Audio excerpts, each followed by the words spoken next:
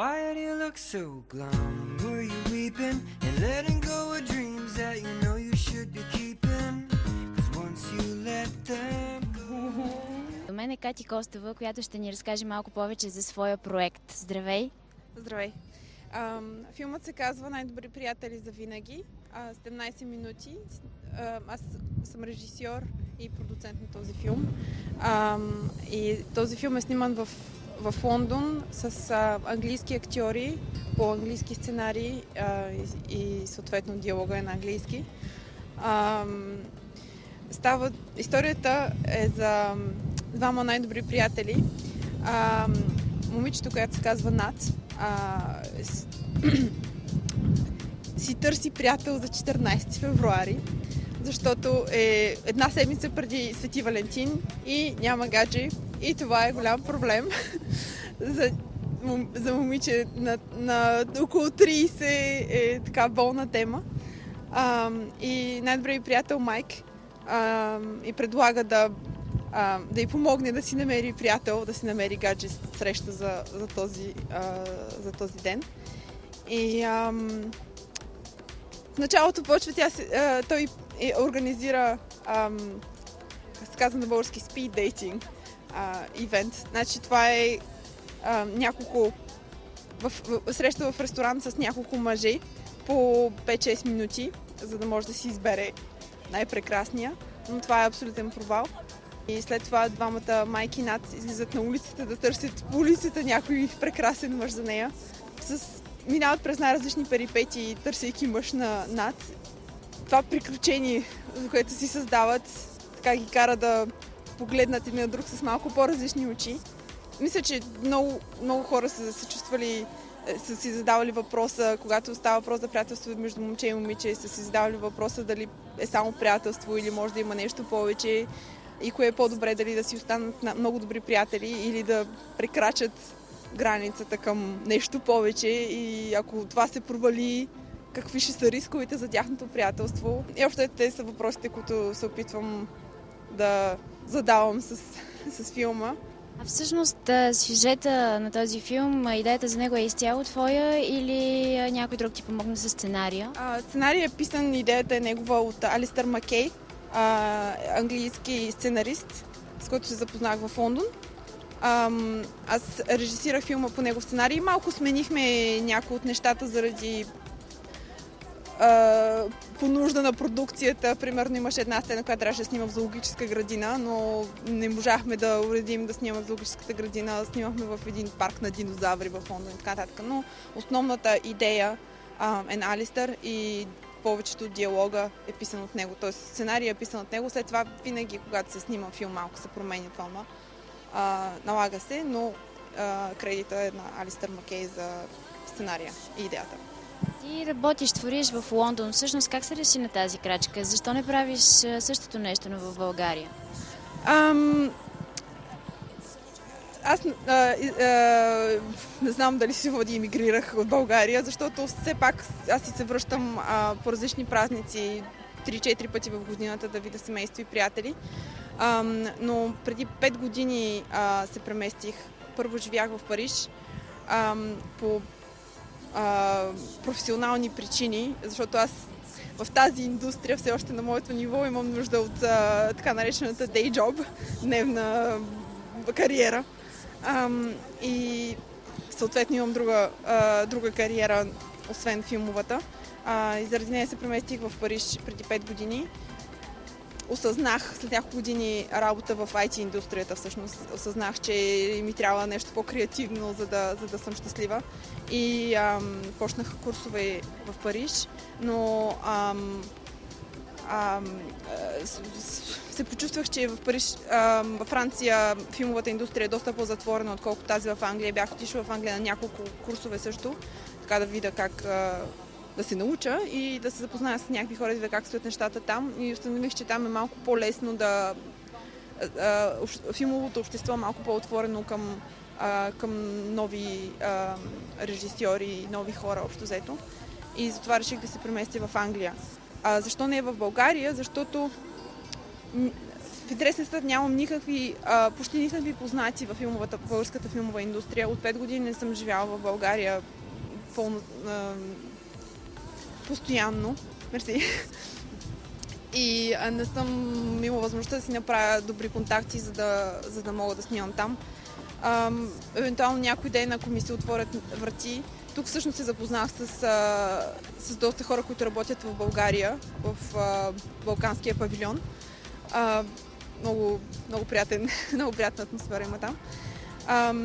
И ще смятам да поддържам контакти с тези хора и ако ми се отвори възможност да снимам в България, с удоволствие, но просто до този момент нямам професионални контакти, с които бих могла да работя там, поради причината, че не съм живяла в България толкова години. А това твоето първо участие ли е тук на филмовият фестивал в Кан и всъщност как се стигна до там твой филм да бъде част от програмата за късометражни филми? Точно в програмата има няколко състезания за късометражни филми и отделно има нещо, което се казва, както го прави на български, ъгълът на късометражните филми. И там може човек да регистрира свой филм. Значи аз преди 2 години участвах с един друг мой филм, който бях също снимал в Париж, защото тогава живеех там. Но не е бил в състезанието за нещастие. Тази година реших да пробвам с този филм пак за състезанието. И пак състезанието е много стриктно и много реномирано. Ако бях успяла да вляза в него, щеше да е сбъдната мечта всъщност. Но този ъгъл на късометражните филми позволява на млади хора, които се занимават с филми отскоро, да представят късометражни филми и да имат акредитация за фестивала и да могат да се запознават с други хора и да продължават кариерата си.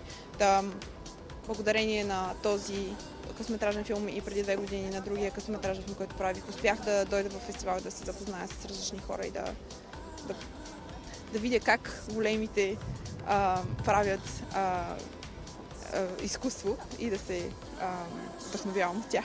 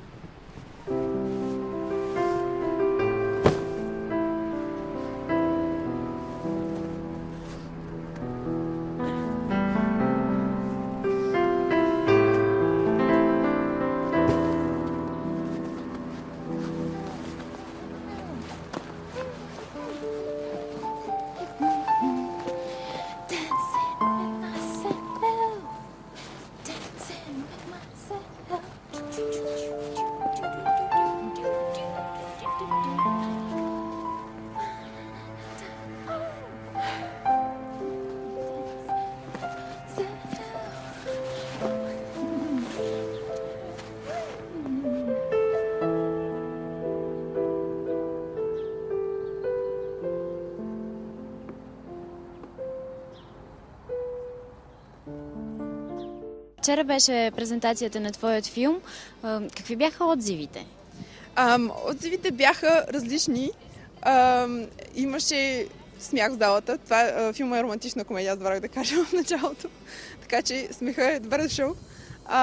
Това беше толкова на сърцето ми стана, когато чух, че хората се смеят на различните моменти. Но понеже историята говори на толкова хора и всеки има желание да свърши по различен начин и всеки си харесва различни моменти от филма. Днес получих имейл от един човек, който беше дошъл на прожекцията вчера и той поиска филма да свърши на 12-та минута, защото там изглежда, че двамата ще приключат, ще бъдат заедно. След това историята продължава, но в крайна сметка моята цел с този филм беше да режисирам филм по нечий сценарий, да разкажа историята, която е била написана от някой друг по най-добрия начин, който аз мога.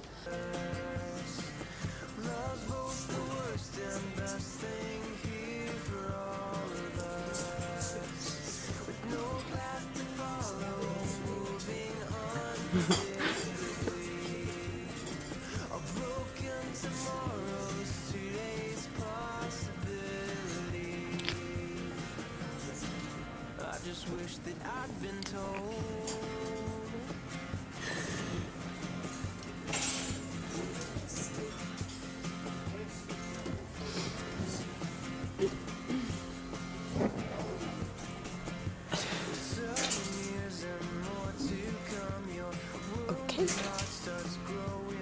Right. Нека споделим и малко повече подробности за актьорите във филма. Всъщност как ги избра и чрез кастинг ли правиш своя избор?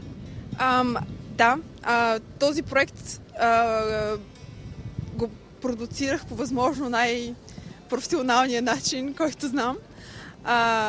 След като получих сценария, финалната версия на сценария, всъщност сценариста е отчасти и актьор. Това е една от неговите страсти, неговите желания за бъдещето си. И той беше също и директор на кастинга. С него организирахме кастинга в Лондон, който беше точно между Коледа и Нова година. И беше трудно да намерим и хора, и зала за това, но както и да е. В продължение на 2 дена първо каснахме Майк, след това Нат. Ролята на Майк е изиграна от Конър Маккензи, ролята на Нат е от Хестър Руф. И двамата са от Лондон. Много държах да имат лондонски акцент, за да е възможно най-разбираеми от английските акценти. В Англия има най-разбираеми. Първо избрахме ролята на Майк, защото ни се струваше по-сложна. След това избрахме ролята на Нат и след това имаше допълнителен кастинг. Събрахме колко двойки, 3 момчета и 4 момичета и ги попитахме пробвахме да видим как ще е химията между всички тези двойки, 12 двойки общо, за да преценим, защото става дума за най-добри приятели и трябваше да видим дали тези актьори, които не се познават един друг, дали ще могат да си паснат и да изглеждат като най-добри приятели пред камерата и понеже химията е много важна в този филм. И така. Много творци се вдъхновяват от свои собствени преживявания. Всъщност имал ли си такъв момент? В интерес на истината имам чувството, че всеки малко или много е имал такива моменти. Да, имала съм такъв момент. Че се получи горе-долу по същия начин, както моите герои. Нека все пак да дадем отговор на най-важния въпрос. Накрая събират ли се заедно? Накрая остават приятели, което също е един щастлив край, защото много хора се страхуват, че ако прекрачат ако решат да пробват да се съберат с най-добрия си приятел и това ще разруши приятелството, ако случайно нещо стане и скъсат и това означава край на приятелството, но в тази история приятелството им надделява, опитват се заедно да видят какво ще стане, не се получава, но въпреки това успяват да задържат приятелството си, защото го намират за много ценно и това всъщност е щастлив край за мен. I love you. Love you too. Моето мнение е да не се страхуваме да търсим любовта близо до себе си. Защото колко било прекрасно, ако човека до нас е най-добрият ни приятел за цял живот, това е за мен идеала. И аз съм го изпитвала това да ме е страх, да прекрача тази граница, само и само да не се разрушим приятелството. Ако приятелството е наистина силно и си заслужава и за двамата, то ще си оцелее дори да има такива... Но в най-добрия вариант това означава, че ще се влюбиш в най-добрия ти приятел. По-прекрасно това. Наистина, какво по-прекрасно от това. Аз много ти благодаря и ти пожелавам да работиш по своите проекти все така усилено и от тук нататък и да се срещнем отново, ако не тук на филмовият фестивал в Кан, може би в Лондон или защо не в България, когато се завърнеш. И аз много се радвам, че се запознахме и благодаря много. Надявам се филма да се хареса на зрителите и всичко най-хубаво. Ще се видим. Смятам да го пратя на София Филмфест също. Надявам се да бъде приятно.